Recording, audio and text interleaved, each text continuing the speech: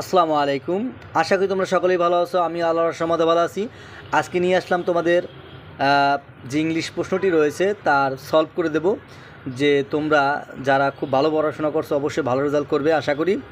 আর আমার যে সাজেশনটি দিয়েছিলাম দেখো, সেই সাজেশনটি কিন্তু 100% কমন আসছে। সেজন্য তোমাদের আমি বলবো তোমরা পরবর্তী পরীক্ষার জন্য কিন্তু অবশ্যই আমার চ্যানেল এবং পেজ ভিজিট করবে। সেখান থেকে যে সাজেশনগুলো পাবে সেগুলো অবশ্যই কালেক্ট করবে এবং আমি যেভাবে বলি সেভাবে প্রিপারেশন নেবে। দেখো এখানে তোমাদের ইউনিট 3 থেকে তোমাদের এই কোশ্চেনটি আসছে, প্যাসেজটি আসছে মে ডে। এখানে আমি দেখো তোমাদের প্রথমে যে প্রশ্নটি আছে, choose the best answer from a alternative. এইখান থেকে তোমার এ নম্বরে যে প্রশ্নটি আছে সেটার উত্তর হবে তোমার 4 নম্বর, বির উত্তর হবে তোমার যে হলো 3 নম্বর, সির উত্তর হবে তোমার 4 নম্বর। এরপরে দেখো এখানে তোমাদের ডি নম্বরে যে কোশ্চেনটি আছে তার উত্তর হবে তোমার অবশ্যই 4 নম্বর, ইর উত্তর হবে তোমাদের 2 নম্বর এবং এফের উত্তর হবে তোমাদের 3 নম্বর, জির উত্তর হবে তোমাদের 1 নম্বর। এটা কিন্তু ঢাকা বোর্ডের প্রশ্ন। এরপর দেখো প্রশ্ন অ্যান্সার দ্য ফলোয়িং কোশ্চেন, এটা আমি দিলাম না।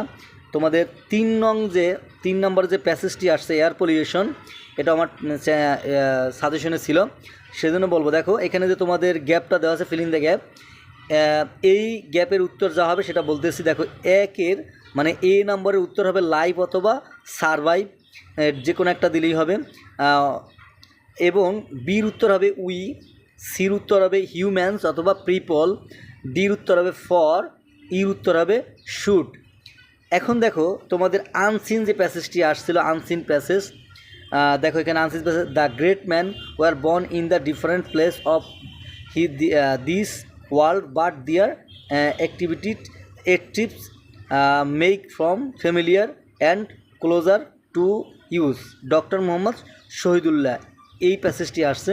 দেখো এইখানে তোমাদের যে 4 নং প্রশ্নটি রয়েছে, complete the table flow blue with information from the passage, এই প্যাসেজ থেকে তোমার ইনফরমেশন নিয়ে কিন্তু এই ক্লুজটা পূরণ করতে হবে, টেবিলটা পূরণ করতে হবে। দেখো তো 1 নম্বর যে প্রশ্নটি আছে, গ্যাপটা আছে, তার উত্তর হবে দেখো এই যে উত্তরটি হবে কিন্তু এইখান থেকে। দেখো পাস হিজ এন্ট্রান্স এক্সামিনেশন, তার মানে এইখান থেকে তোমরা যারা খুঁজে বের করতে পারছো খুব ভালো তাদের।